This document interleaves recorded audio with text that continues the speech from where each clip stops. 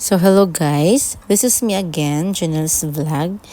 So sa video ito is tuturuan ko kayo kung paano ba hindi madaling ma-full storage yung ating mga Gmail account or yung ating mga Google account. So napaka-simple lang po niyang gawin guys.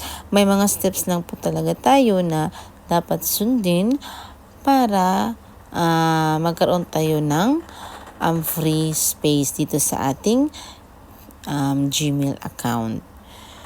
So bago po tayo mag-umpisa is hindi pa nakapag-subscribe dito sa aking YouTube channel, please mag-subscribe na kayo at huwag kalimutan yung i-click yung bell button para mag-updated kayo sa aking mga pinopost na mga video about tutorial and about reviews. So guys, let's start. So ito ang dapat natin gawin guys. So, open nyo yung Gmail nyo. So, ayan guys, i-click ko na yung aking Gmail. Ayan. So, dito sa Gmail, malalaman nyo kung full storage na ang inyong Gmail dahil may magpa-pop up na ganito. So, sa nakikita nyo sa screen guys, so pag naka-full storage na po ang inyong Gmail is may magpa-pop up na ganito. Okay? So, at dahil full storage na ang inyong Gmail, ay kaya hindi na kayo nakakatanggap or hindi na kayo makakatanggap ng mga message sa email dahil nga full storage na siya. So, hindi na po makakapasok yung mga new message na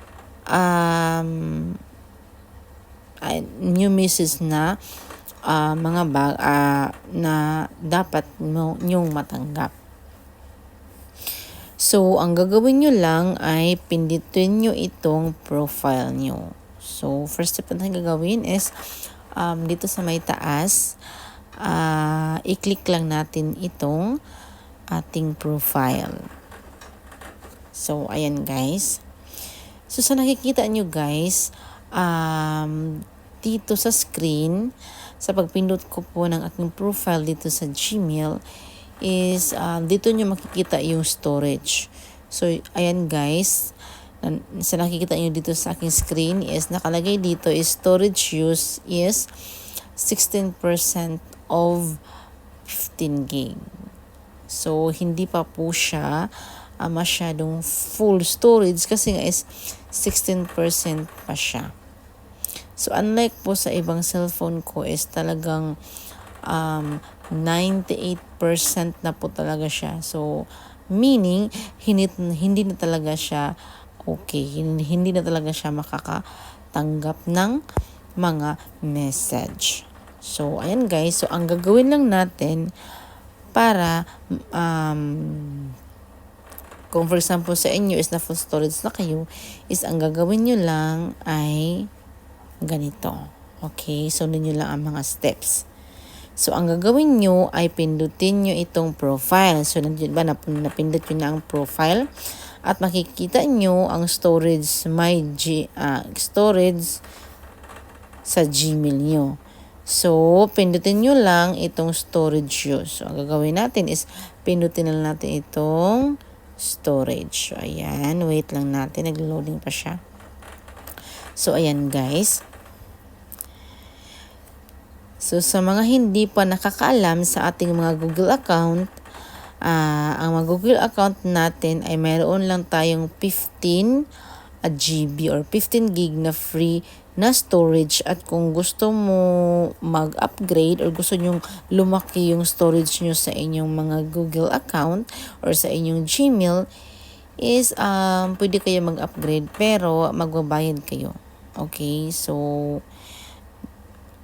pwede kayo mag-upgrade. Yun nga is mag-need kayo ng money. While dito, pag magdi-delete ka lang or ka nang lilinisin mo lang itong Gmail na apps mo or itong Google account mo, is ayan, magkakaroon ka na ng free storage na malaki. Okay? So, dito sa storage use, ay dito nyo makikita kung ano ang dahilan ng pag full or pagpuno ng inyong mga Google account.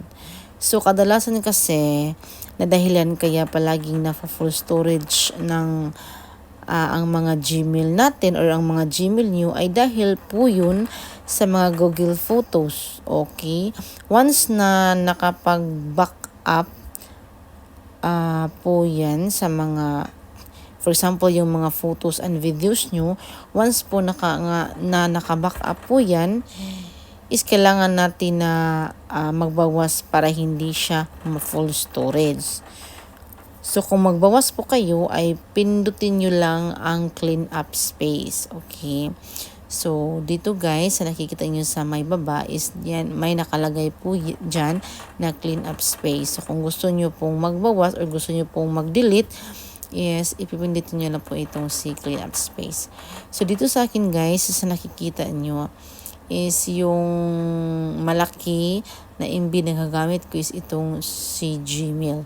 Sa Google Photos ko is 2.45 gig lang kasi itong cellphone na to is hindi ko talaga siya ginagamit. Okay, yung ginagamit ko yung isang cellphone ko. Kaya hindi ito na full storage.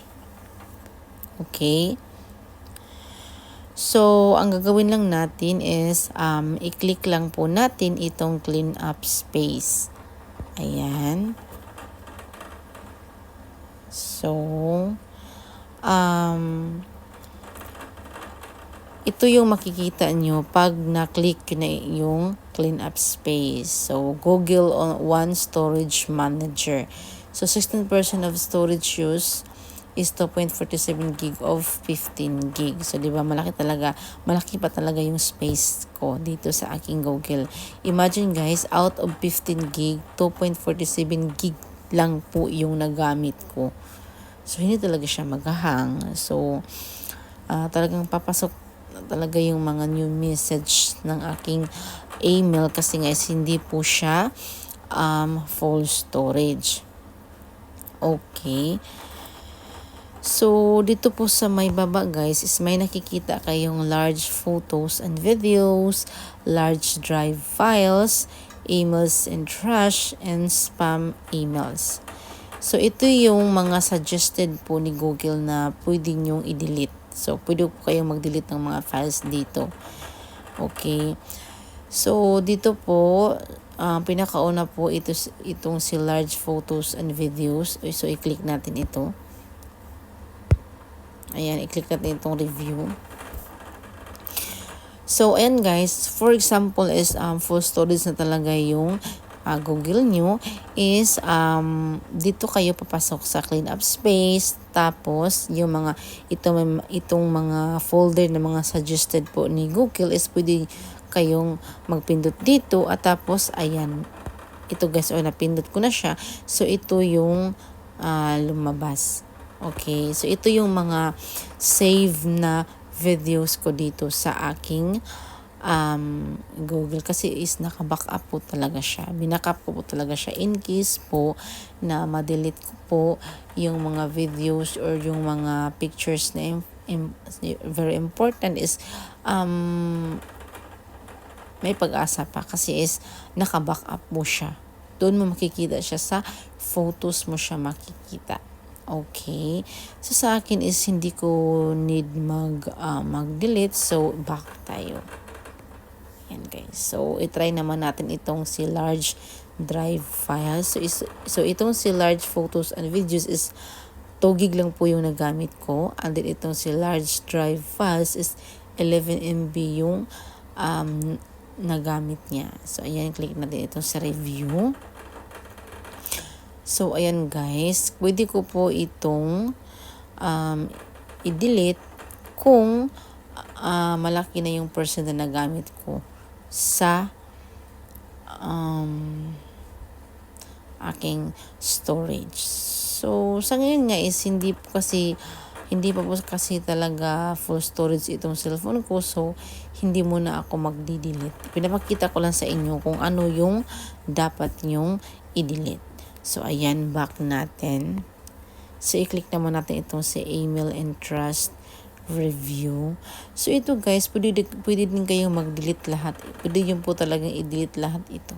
Okay? So, ayan, napakadali lang po niya. Tapos ito namang si spam emails. So si spam emails is nakagamit po siya ng 134 KB. Okay? Napakaliit lang.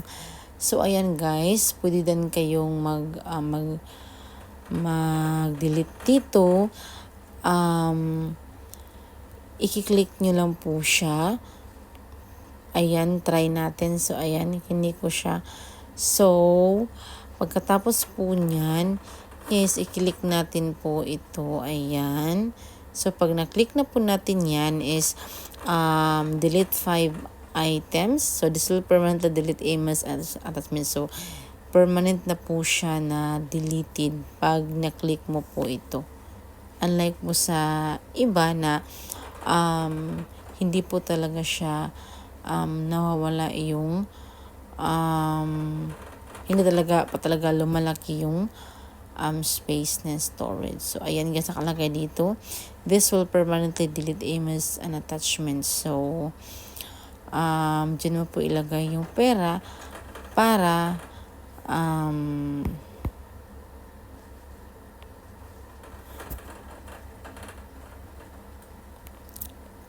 so ayun guys, ang gagawin lang natin is i-check lang natin itong si I understand that deleted items can't be recovered. So pagkatapos yan guys is itong permanently delete is i-click mo siya. So pag na-click na po yun, wala nang bawian. So hindi na po siya ma-recovered. So ayan guys. So napakasimple lang po talaga niyang gawin guys. So at for example naman is gusto nyong mag-delete ng mga photos. Ayan, kasi gusto nyong magkaroon ng malaking free up space, free up storage.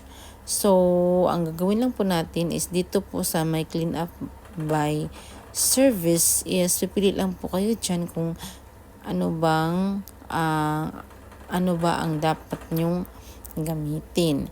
So sa akin guys is gusto ko for example lang po na naka-backup yung mga phone ko, tapos kahit na i-delete ko po siya is talagang hindi po yan mawawala guys. So kailangan mo talagang i-off yung mo. So i-click lang natin itong si Google Photos. So ayan guys. So pwede kayong mag-delete dito. So kayo na po ang bahala kung paano niyo ba gagawin yung ganyan. So ayan guys, napakasimple lang po niyang gawin. So ganun lang po ang dapat gawin guys pag may nag-pop up na sa inyong cellphone na nag-warning na po siya na kailangan mo nang mag-free up space. Pero paalala ko lang po sa inyo guys is kailangan kung gusto nyong hindi madaling ma-full yung inyong cellphone is i-off nyo lang po yung backup. Okay? So ang backup photos is makikita nyo po siya sa inyong photos. O, di ba guys? Napakasimple lang po talaga niyang gawin. So, I hope na nakatulong po ang video na ito sa inyo. Okay? So, once again,